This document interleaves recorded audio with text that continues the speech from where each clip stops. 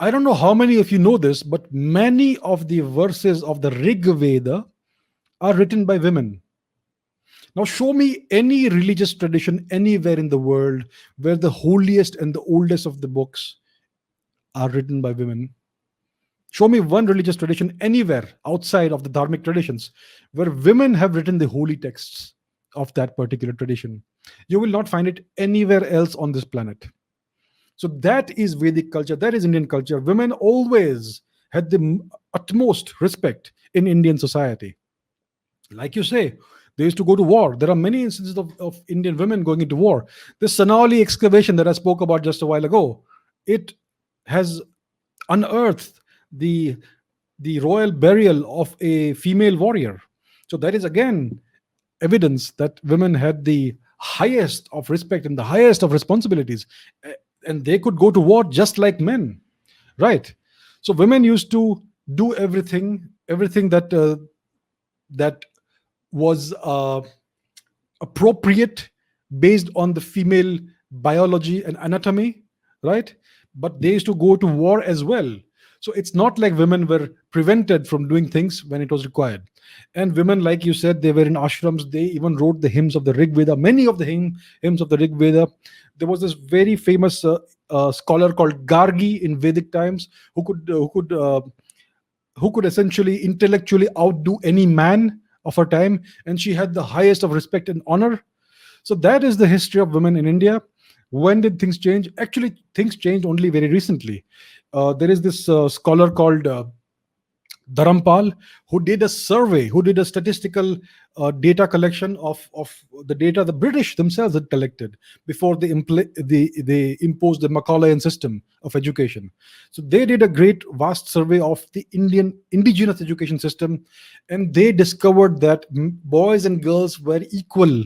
They were treated equally. Both boys and girls were given education to all levels in the pre-Macaulayan indigenous Indian education system. So even during the British era, boys and girls were treated equally. They both got the same education, and there was no so-called caste divide or anything.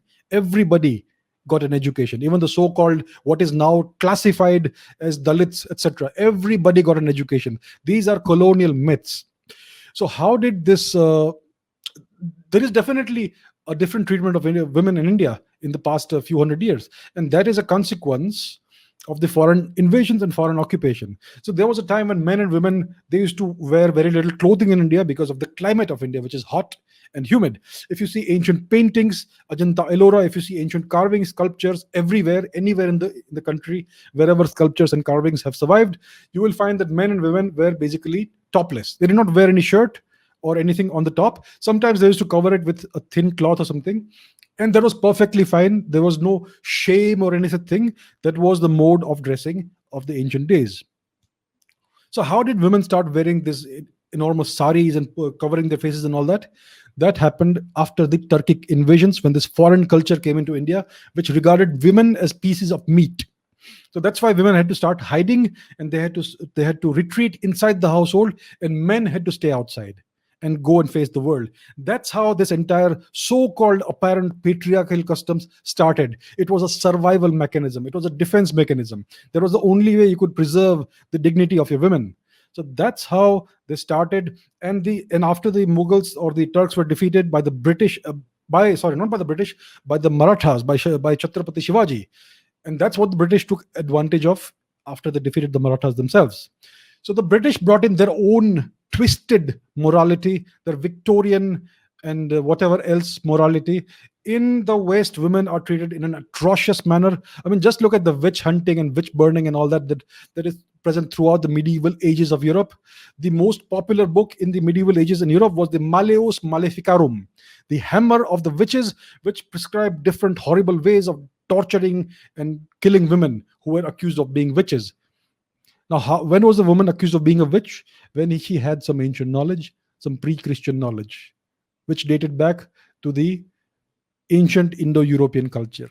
So that was a way of stamping out the ancient indigenous culture of Europe, and it was a way of putting women in their place. And that is the morality that the British brought into India, and then they enforced that in a variety of ways. So it is these backward, primitive, foreign influences in India that brought about the decline of the status of women. In India's indigenous culture, women always had the highest of regard, the highest of respect, and the highest of status. And the highest of status. That's what we have always seen throughout India's history. Look at the stories of the Mahabharata, the Ramayana, the other tales, the other anecdotes, all the other evidence that comes forth. Look at the status that Maharani Ahilyabai Holkar had. Right? I mean, just look at the great women of this country and the things they have done. You will not see any woman anywhere else in the world who would do anything like that.